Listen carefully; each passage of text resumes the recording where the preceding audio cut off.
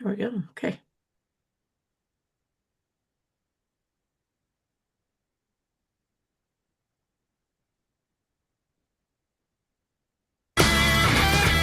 It's not live.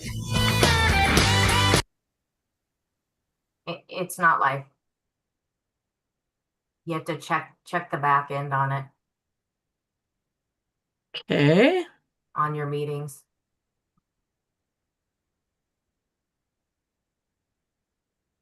Don't you just love technology? I love technology. Man, last week was a piece of work. I noticed how you clean that up real quick. Yeah, yeah.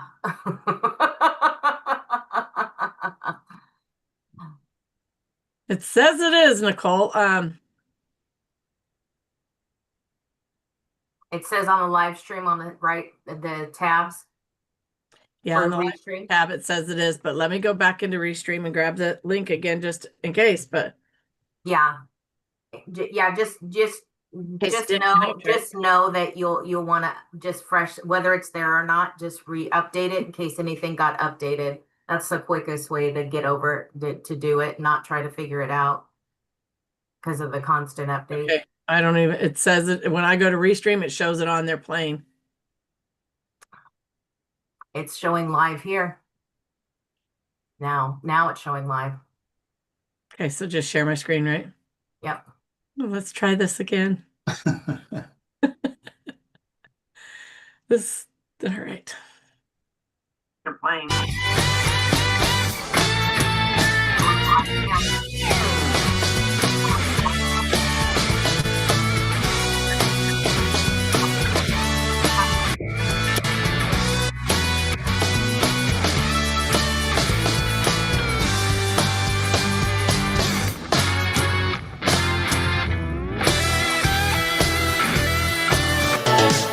Let's be totally honest. You keep saying you'll get visible after things totally calm down, right? Meanwhile, your calendar is feral, like a crazy cat, all over the place. Colors, you can't even remember what they are anymore. Your inbox is totally on fire. Yeah, you wish you could set fire to it. And later has been lying to you for years because you know what?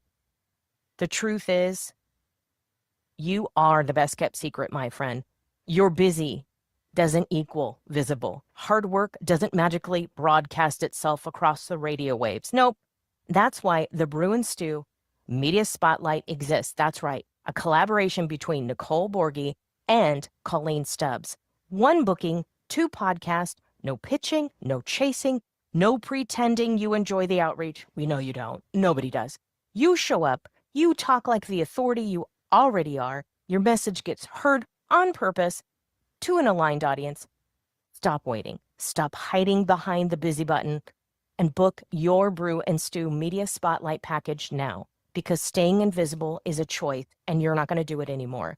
You're going to be visible. You're going to be influential. Scan the QR code. Make that choice for the Brew and Stew package.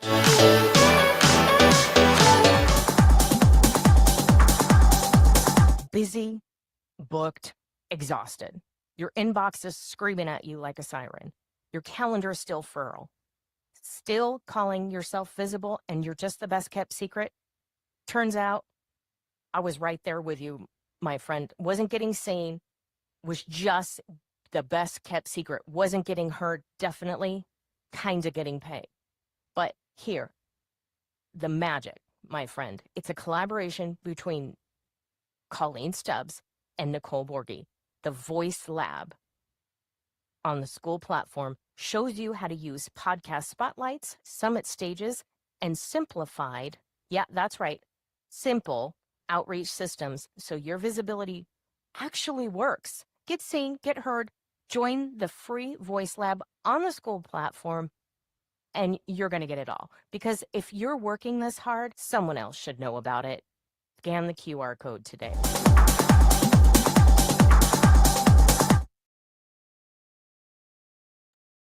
Good morning. Good morning. How is everybody? Awesome. Good. I hope y'all had a good weekend. We sure did here on the farm.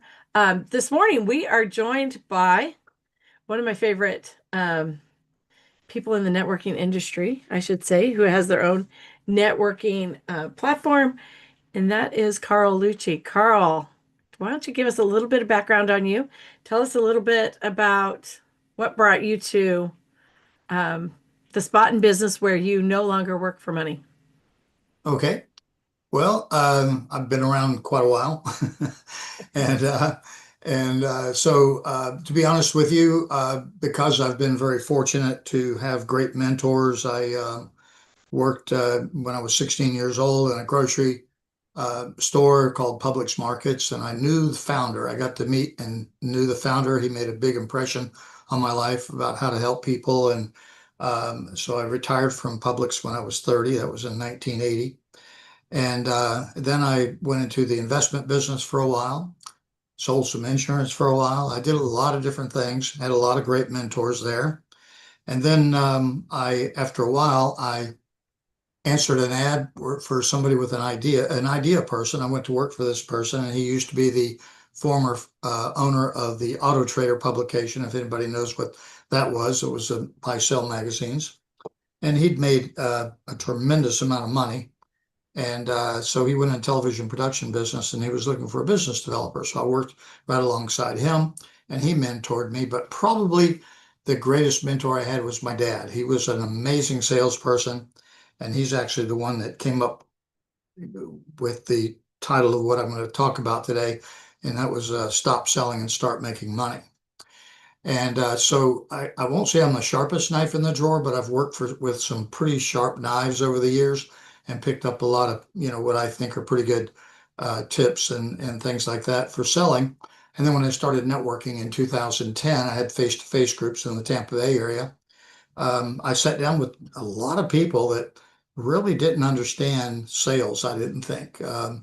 So I would talk with them and try to help them, and it just kept going from there. And so I've been, training, sales and marketing ever since. And as Colleen says, I don't have this is not a job for me. It's kind of a passion. I'm kind of trying to pay it back and pay it forward and, help a lot of people. Not everybody can afford a business coach, and I'm not a coach. I do consulting only, but I just try to help as many people as I can. So that's a short story long.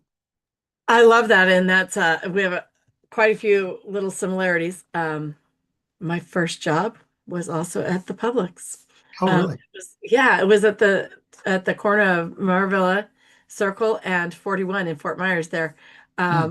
I was probably, I would say 14, maybe 15, right? Bagging groceries, but I got to move up to cashier, don't worry.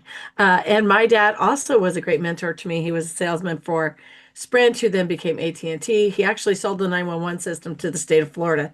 Wow. So that dates me a little bit. But I love everything about sales, but I feel like I've missed all the training on sales. Like, where they have all these step-by-step processes you're supposed to do and do this and do this. And well, then they can dissect it and say, well, you didn't make the sale because of this or because of that. I've never been able to understand that or even deep dive into it.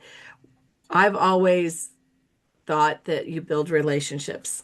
And when people know, love, and trust you, then they also know what your product is or what you do. And there should be a comfort level in that relationship where they can talk to you about that. And if they're interested, they are. That's not to say that we keep it secret because I'm not of that school either. I actually sat at a table recently where somebody said to me that they had never had any business from that networking group that I was sitting in. And I said, well, I've got 4 or 5 clients in here, and I am a client of 5 or 6 people in here. And they said, oh, well, you've never bought anything from me. And I said, I literally have seen you in here 10 times. I have no idea what you sell. So there's that factor, right? So I'm not afraid to put it out there what I do, but I just have always had a little bit different approach. But I am ready for you to dive in and talk about our business. Tell us how to stop selling and start making money. Okay. Well, it's really a pretty simple concept. I mean, there's a lot to it. Like I said, it was a 2.5 hour workshop that I did. And, I can't cover all that in a half hour, but I'm gonna try to, hit some highlight points and things like that. And I'm welcome, and anybody can reach out to me and I'll be happy to work with them on their particular business because every business is different and everybody's personality is different. And so, I'm going to hit it in a kind of a broad sense, but it's all pretty much the same. And the first thing is the act of selling. Okay, a lot of people think selling is a bad word. I don't think it's a bad word. I think it should be an enjoyable experience for everybody if you do it properly. It doesn't have to be onerous or I hate to do this again because I hate rejection or whatever.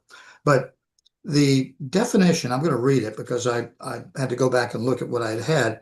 The definition that I found a while back was the activity of qualifying potential buyers that meet specific criteria and persuading them to buy.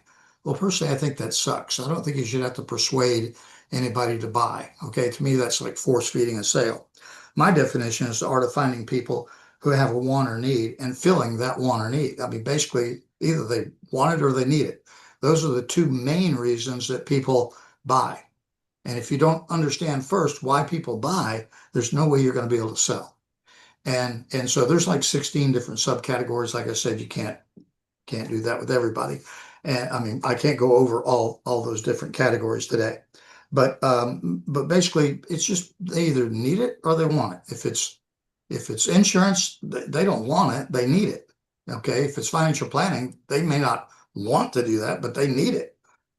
If they want it, it's like, okay, why did you buy the Lexus? Well, because I wanted a Lexus. Okay, when you could have gotten something. So it was something they wanted. And it's generally a little bit ego involved there. But so there's two different type of buying personalities that you're looking at. And then sales is nothing more than psychology. People like people who are like them. And if you can mirror yourself to be more like them, you have a better chance of building that know, like, and trust in a short term. When I went to work for the fellow who had formerly owned the Auto Trader, I formed a business for him called Zip Video, and I sold it all over the U.S. and Canada. Well, there are different people in different parts of the country, and we all know this, that have different personality traits. If I was talking to somebody in Mississippi or Dallas or someplace, it's, how are the kids? Let's, you get real personal and you got to get real warm and all that. If I'm talking to somebody in New York, and I can say this because my wife was from New York, what do you got, Carl? Just tell me what it is. I got to get out of here. Okay. I mean, it's usually a lot of times they'll have a short, abrupt attitude. Not everybody, but a lot of times. But there's, I found a graph on this, and all around the country, different people have different buying personalities. And so you try to mirror that as best as possible. That's something you're not going to just instantly do. You have to work that out as you're talking with those people. But if you listen to how they talk and then you talk back the same way, then you have a better chance of building that relationship, because people like to work with people who are like them, not total opposites. And that's nothing more than sales psychology. So when people are buying, when you're selling something, you need to prepare for the sale. I don't know how many times I've talked to people who don't do their research or don't prepare for the sale. Especially now that we have the internet. Before the internet, it was more difficult. But with the internet, you can find out just about anything you want about anybody on the internet. You can find out whether they own a business, whether they're just, is this somebody that's a housewife or whatever it is they do. You can find out. And if you don't find anything on them, that's good information too. Why aren't they on the internet? Okay. I mean, you want to go in prepared knowing who you're going to be talking to. It saves a lot of time and effort because you already know a little bit about the personality of the person. Probably you're going to learn a little bit about their business. You might even be able to find out what their net worth is. And, so you go in prepared. And I know so many people that say, well, I'll talk to anybody. I'll sell what I have to anybody. Why would you do that? That's a way. I mean, is your time valuable? My time's valuable. I mean, why would you sell to homeless people? Okay. I mean, why sell to people who don't have money? You know? I mean, if you want to sell to homeless people, go down to the homeless shelter, do a presentation. Good luck with that. Okay. Because they can't afford to buy what you have. And nothing against people who don't have a job or don't have, or don't have anything, but you're in business to make money and you don't need to be apologetic for that. So you want to target people who are going to be, potential buyers of what you've got. And if you know as much as possible about them, you're going to have a better, easier way to mirror their personality, to know more about them and know whether they can afford what you have. So that's part of it. The other thing, I made notes here because if I don't stay on track, I'm going to be here an hour. We don't have an hour. So, so some strategies, okay? After you know the personality, that's a strategy, okay? Um, but a lot of times people go into the sales situation and they have a flip chart and they sit there and they start going through their flip chart of, let me tell you all about me. Let me tell you all about what I have. Let me tell you all about all the features and benefits. You don't need to do that, okay? If they want to know something, they'll ask you, okay? My dad told me something that I have told many, many people. I used to use this in the workshop. I said, if you don't learn anything else from me today, get a Post-it note, but don't get a white one. Get an ugly one. Get one that's yellow, green, purple, whatever you can do. And write on there, selling isn't telling, it's asking. Take that Post-it note and put it on your bathroom mirror. And everybody would laugh at me.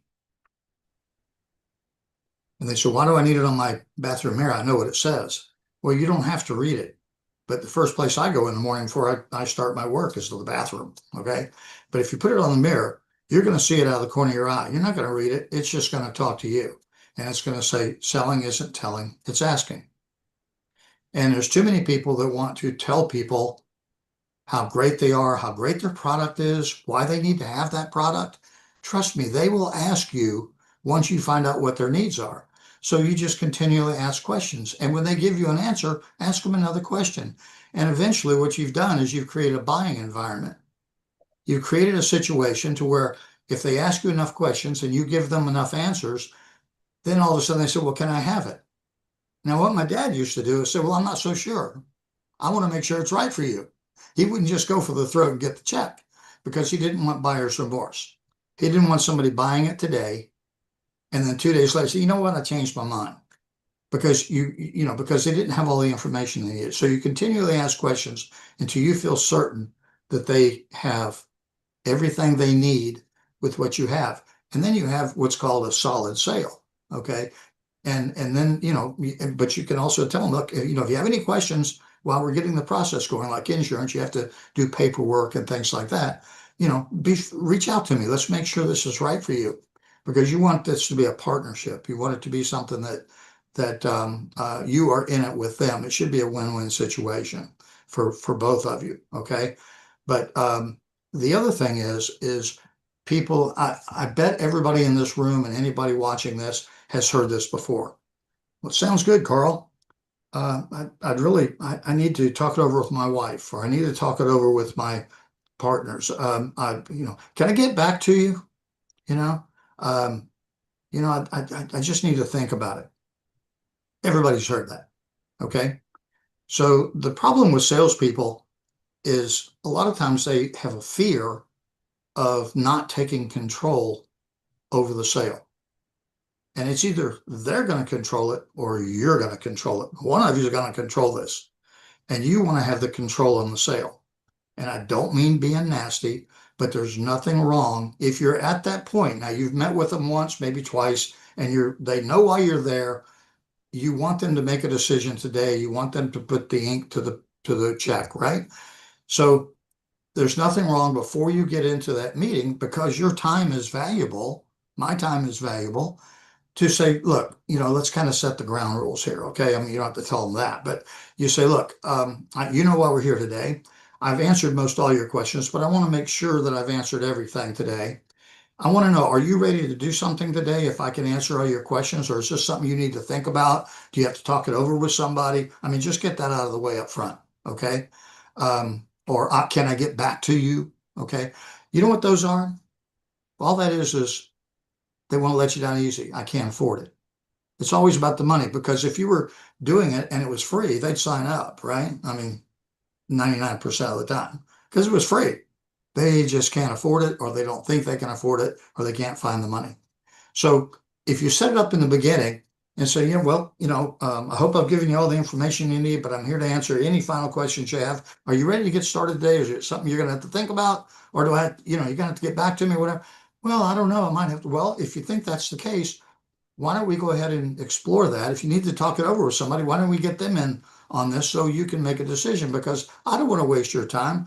And I have 3 more people I need to talk to today. And I'd really, like to get this taken care of. Now, it's okay. There's 3 things that can happen. If you say, yes, that's great for you, great for me, great for everybody, everybody's happy, you go on. No is totally fine. If it's not for you, just say, Carl, this just isn't for me. And we'll find out why that is. Okay. But I got to think about it as unacceptable. Why do you have to, if there's no reason for it, if you can't afford it, let's discuss it. I'm fine with that, but let's go ahead and get this going. Can we agree to make a decision today? Yes or no? And get them to commit to it. Now you've already sold part of it right there, because you've got a commitment, right? So once you have that, then you go through any other answers, ask them more questions. Did you understand everything I told you before? Did you receive the information? However your sales process is. Did you get everything? Did you research it? Okay. And then when it gets to the end, say, well, you said that you'd be able to make a decision. Do you think this is something for you? And if they say yes, great. If they say no, that can be a positive. Okay, that's like an objection. Okay, so why isn't it for you? Is it too expensive? What is it? Ask them those questions. Well, if it's too expensive, let me ask you this. What are you going to do if you don't do this? May I ask you that? I know you want this. We've met twice or whatever. We know you want it or need it, whatever the situation is. What are you going to do?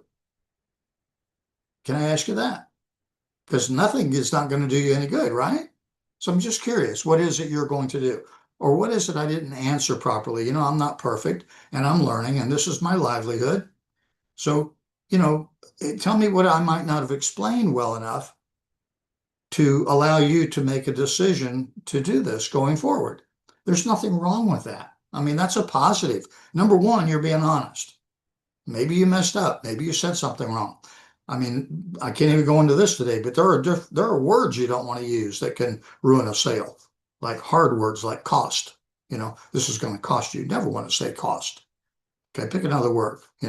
But there's like 16 words you don't want to use, and phrases. Stay away from acronyms, because anytime you use an acronym in something and they don't know what that stands for, even though you think they should know, like IBM. Right? And everybody knows what IBM is, right? I've been moved, right? No, you thought it was International Business Machines. So anytime somebody doesn't know an acronym, they tend to feel less than. And anytime they feel less than, they're less likely to want you to know that they don't know that. They're afraid to ask you what that meant.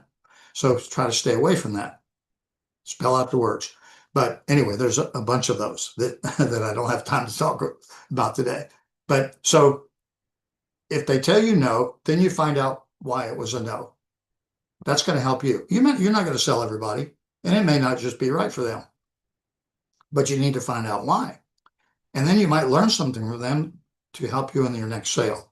So it's going to help them. And you can just tell, hey, look, I really appreciate that. I didn't realize that I came across this way, or I didn't give you the information properly, or, maybe when it is right for you, we can get back together. Or they might say, well, I just think I need more information. Okay. What information would you like to have? Ask questions. Don't give answers, ask questions. Okay. In the role playing I did in this one workshop, the lady she had a bakery.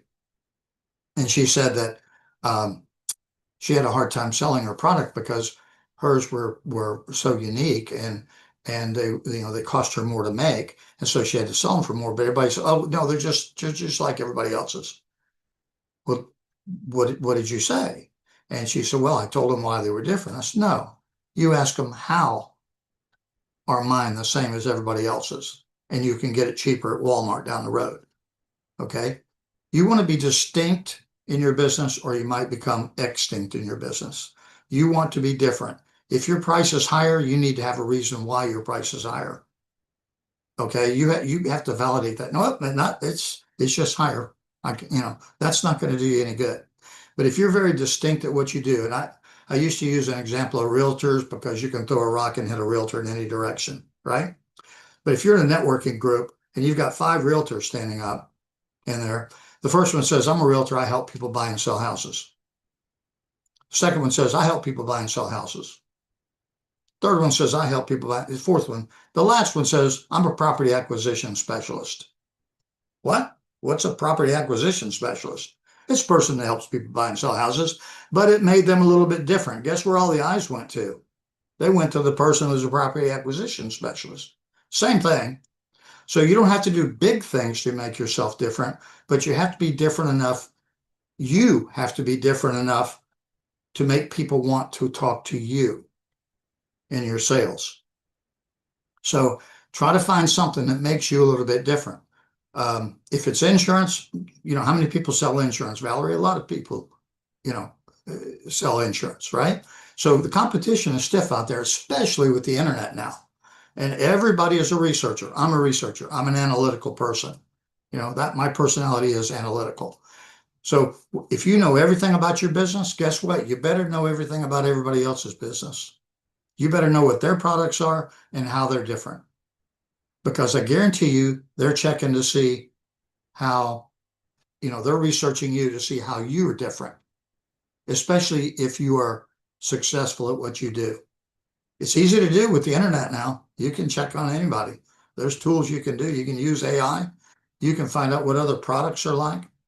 And if you run across analytical people, they're already, that's why they use Google. They're researching, So know everything you can about your product and service, and everybody else's product and service, because it's important. So did you know that what you know can hurt your sales? How can that be, Carl?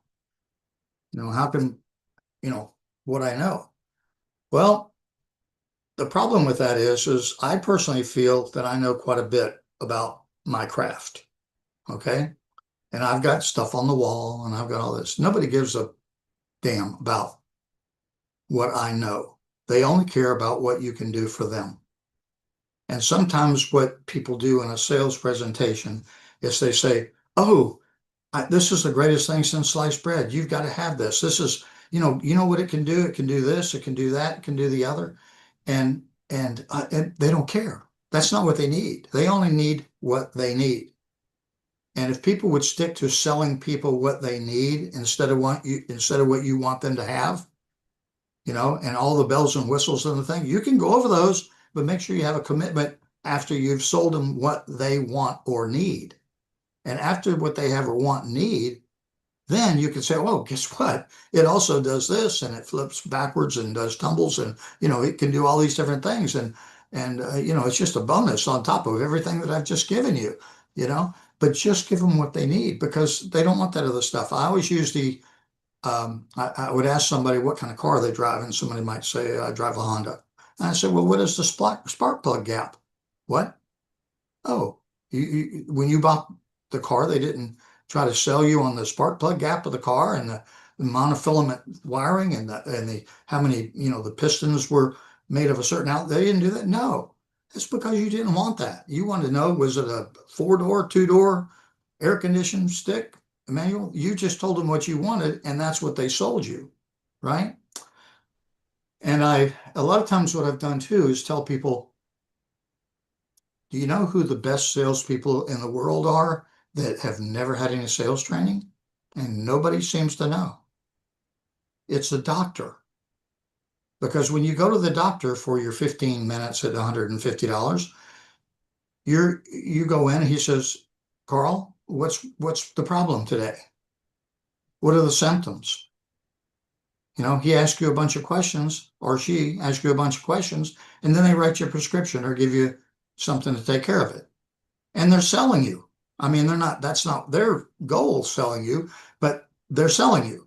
And that is the ideal sales situation. So selling isn't telling, it's asking. And if you put that on your bathroom mirror, the next time you start vomiting all over somebody with all your knowledge and all the benefits and everything, that little sticker is going to say, oh, crap, I need to stop selling and start asking questions, So that is the simple mind trick. Okay. If you use that little post-it note, okay, one piece of paper, believe it or not, it can help you in your sales. Even if you think, well, I already do that. Okay. Give it a try. Just give it a try. So, Colleen, did you have a question or do you want to say something? We did have a question in the chat. Let me go back to Oh, the chat. sure. And I love that selling, I don't want to say underselling them, but more specifically selling them exactly what they need. I love that, and I experienced that so much in GHL, right? Yeah. So Mona says, is it possible to be too different? No, I don't think so. I mean, you can go crazy, I guess, but no.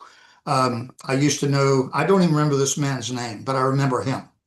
When I did my face-to-face networking, we had a gentleman that sold insurance.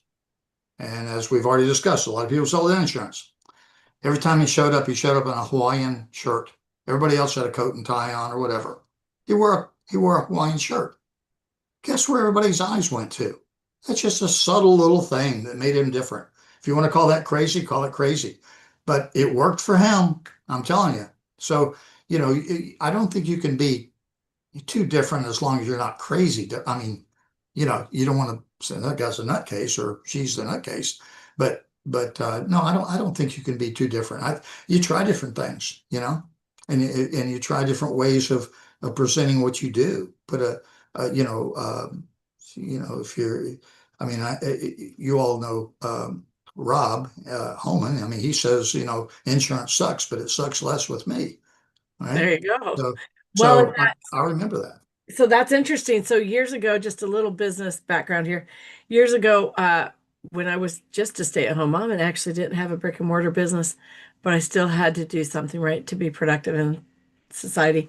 I participated in property tax sales in Missouri and Arkansas. We were on the border, and it was a first come, first sale kind of thing. So the sales were held in the courtroom and at the courthouse in a courtroom, and everybody got a number that you could hold up. And there were all everybody's trying to do this, and everybody shows up. And I went once and watched and kind of saw how everybody looked coming in. And I was like, all righty then. And I went home and I got my church hat. The church hat, Mm-hmm. the big floppy red one with a big Yep. purple flower on it. Got my flowered shirt on, got my little wand, bought 15 properties that day. Yes, sir. And I think there were like 25 for sale Yeah, that's amazing. because the eyes go first to that, right? Mm-hmm. I looked so different than everybody else. I mean, I looked really nice, came dressed like I was ready for church, and everybody's like, who in the heck and what is she doing? And I didn't even care. I was the only one that I needed to go to for months, picked up a ton of properties, but it's really just distinguishing yourself in a memorable way that of course is still professional, right? And so I had a couple comments actually. So the selling isn't telling, it's asking. And so when we're asking and we're asking and asking and over, like you're saying, kind of deep diving, what that does too, I feel like those are the touch points that they talk about so much in social media selling. Like you have to have 14 touch points with someone before they buy from you, right? So let's keep asking questions till we're at the 14, right? Because it's the same thing as when you're sending out an email. Do you send out an email? Oh, hey, blah, blah, blah, blah, blah. I hope you have a great day. This is my little thing I wanted to tell you about, blah, blah, blah. And then you're out. Or do you send one that says, we were talking about this and I wanted to share this blog post with you, or I saw this article. Maybe you could click here and see that. And then if you're really interested, come over and join me in this group. Click here because every one of those is also a touch point. And so Right. it's building that relationship the same way, asking questions, putting touch points in your emails, all of these things build the relatability and go back to what we were saying at the beginning is that people really get to know you. And one of the things that sold me on you, Carl, was actually getting on a one-on-one with you and hearing your amazing story. And This that, is another level. You've got to, it's your life. It's not a job. It's just your life, but it is blooming hard. Um, anyways, that story really just kind of tied me to you. And it's something that made you so memorable. And I've known you for a while now, but I got on a call maybe a week ago with somebody else who does networking, and he was wanting connected to connectors. And I told him about you, shared your story. I told him about Lynn, shared Lynn's story. And he said afterwards, he says, it's crazy to me. He says, you are the first person I've spoken to that actually shares the story. How do you know these people's story? And I said, because I love people and I want to build relationships. And so I do get to know people. And I think in building our business and making our sales, that's really where it's at, is to keep building those relationships. Tell me, we've got some questions for you. Are you ready? Sure. Are you sure? No. Okay. Well, they're not difficult. They're just kind of put you on the spot a little bit questions. Sure. Okay, so what's one thing in the sales industry that people are doing that you think is complete BS, and why do you think they're still doing it? Okay. I think that people are still selling the conventional way that they've been taught in the past, so they're using flip charts to sell, and they're selling features and benefits instead of finding out what people need. And they're still doing it. Okay. And they're doing it because that's what they were taught. It's not their fault. Okay. It's just like people who network improperly. It's not their fault. It's just that they had never been taught the proper way to network. And people do the same things the same way and try to get, different results. And it's just not going to work. You got to retrain your brain to make it work. I think that's so interesting, and I love working with a product that I can customize. So I had somebody, same kind of scenario, reach out to me and say, hey, my clients need this specific kind of a landing page, and they need just this with it and just this. And I said, Yeah. okay, let me run create that. Well, see, that's one thing that makes you different in what you do, and you call it GHL, right? Go high level is like Well, yeah, but nobody knows that. I would call it go high level, okay? But the one thing that makes you different is you customize it for the client, not selling this great big huge right. monolith that they have to deal with, which is a lot of people that sell go high level do. So I think that's really a strong point for you, and which makes you different. Okay, that's a subtle thing, but it's different. It is different. And you're right, just like you said earlier, after they're in, when they're like, oh, well, I also needed a newsletter, I can say, oh, yeah, well, we do have that too. We got that too. We do have the AI agent. We do have the phone. And so all of those things. All right, question number 2. What's a mistake that you made that cost you serious money or time that you kept making anyways because you were too proud or too scared to admit that it wasn't working? I made the same mistakes everybody else has made. I kept doing it the same way. I wasn't willing to change. Change is good. You got to keep trying stuff. I just kept doing the same things the same way and said, I just must not be any good at this, or this product sucks, or whatever. It's really easy to make excuses. It's not really easy to change. Okay. You can blame everybody else for your mistakes, but they're your mistakes. Right. And it's also not easy to create new habits that get you to the new goals you've set. No, it's not easy. You have to work at this. And being in your own business and doing sales is the toughest thing you'll probably ever do in your life. It's much easier to go to a punch clock and punch in and punch out. You're done when you're done. You're just doing what they tell you to do and you go home. But to be a successful entrepreneur, you got to study, you got to research, and then you got to do what? Research some more. And it's actually you just exploring it once again with fellow Northerners. And you actually have to just keep doing that over and over and over. My children have said to me before, gosh, Mom, what are you taking now? Because I'm always finding courses to take. and they can be, a lot of them are college courses, and it's just something that tickled my fancy. When I was raising teenage boys, there was one that college course I found on brain development. And I figured since theirs weren't developing, I should probably study it. Yeah. So took that and realized that, hey, what they really need is a lot of sleep and a lot of food. I got one other quick story I'd like to tell you that my dad taught me. Nobody likes to be rejected, right? Nobody, I mean, if you like rejection, you got something wrong with you, okay? Nobody likes it, okay? So he sold graphic art supplies for a major company. It was like Kodak, but it wasn't Kodak. And he sold it to printers. And we had a place called Web City. And Web City was the first indoor mall, and it sold things at a discount and things like that, right? So um, he would go to a printer and let's say he was selling them ink or something, right? And so he'd go in and see, I got this ink and it's $5 for the ink. And they said, but Carl, Web City's got it for $3.50. He said, oh, yeah, I know. And he said, there's this other place that's got it for $3 if you want to go there. I said, well, why would you tell me that? So because I don't come with that. I come with this. And you can reach me 7 days a week. If you need to reach me, you've got my phone number. Who are you going to call if you have a problem with that product? But if you want to, I can tell you where you can get it for less.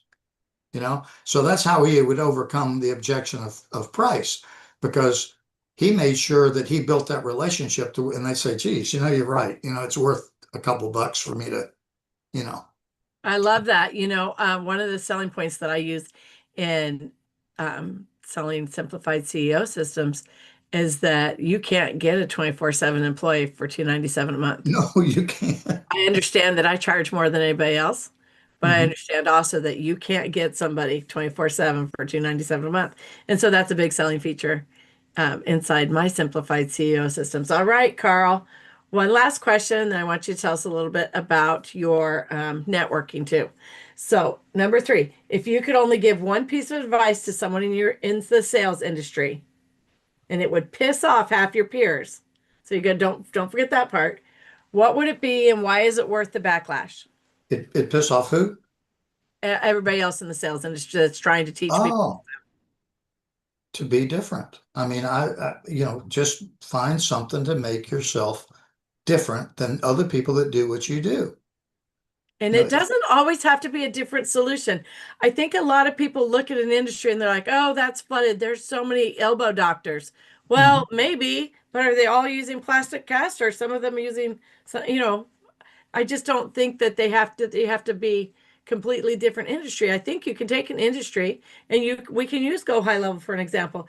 There are so many people selling Go High Level. Yeah. But if a different twist on it. If people weren't, why do we have more than one gas station?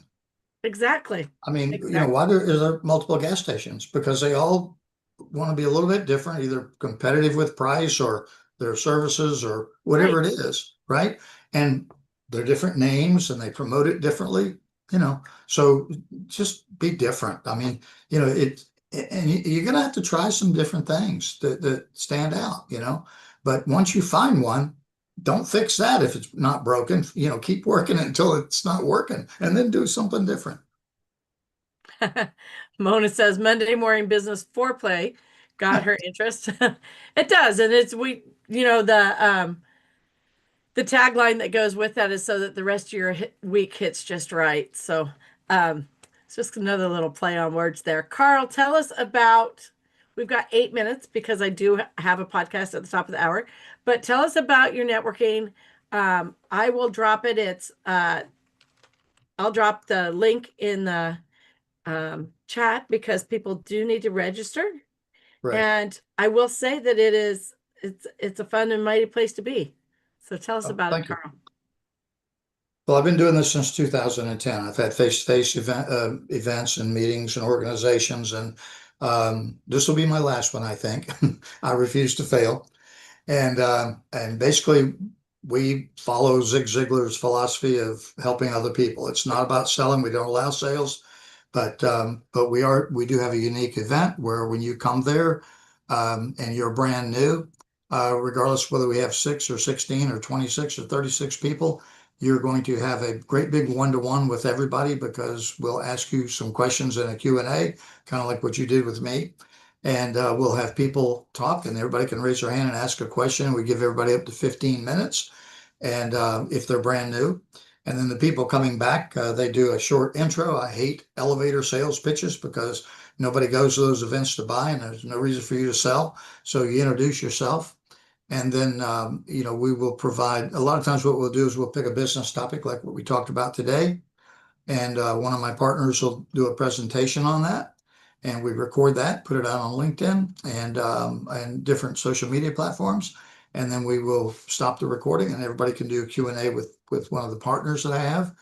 And it is a partnership, but all the events are free, 15:30s, we call them. And they're every Wednesday at 2:45 p.m. Eastern time. All righty. Who else? Rob goes to that. I'm sorry? Nicole has been, I think. Rob has been. I haven't been. No. You haven't been yet, Nicole? No, We but banned this her. Wednesday. It's this Wednesday, right? Yep. Yeah, It is. it's Oh, we Wednesday. had something come up last Wednesday, or last time I went, and I was looking for you, but I think you had tech problems. All right. And then also, just a shout out for Nicole and I. We are starting next Monday. There will be a little bit different layout to Monday Morning Business Foreplay. At the top of the hour at 10 o'clock, we will stop the recording. And then at 10:01, we will, let me grab that for you, Stefan. I just put it in again. I got it. Okay. Anyways, Monday, we will stop the recording and we will start the caffeinated conversations, which will be shotgun style networking. That probably doesn't sound good. Like that sounds like a shot. That's not what it is. So what it will be is that you will have 3 minutes to tell us a little intro about yourself, who you've worked with recently, who you want to work with, and who your best referral partner is. And then we will go around the room and have everybody give you referrals of people that they know. And so we're going to start that, Nicole, next Monday, immediately following this. So we'll take a small commercial break, a bio break, if you will, grab your coffee, refill your coffee, and come in and do this. And it'll be fun. We always have a good time networking. And I, of course, encourage everybody to join us at Carl's this Wednesday at 1:45 p.m. Central Standard Time. If you're Eastern Standard, then that would be 2:45. Colleen, is the link on or Carl, is the link on your website? The link, basically, He'll email it to you. We send it to you, or you can put it on your calendar as well. We have everybody answer a questionnaire because we like to know who's coming. We're open to just about everybody, but everybody's had horrific situations with Zoom bombing and things like that. So we like to know a little bit about what the person is, but most everybody gets to come. I've only turned down maybe 3 people in a year. So he hasn't turned me down, so there's hope. Not yet. Not yet. Not yet. You're still allowed back in. All right.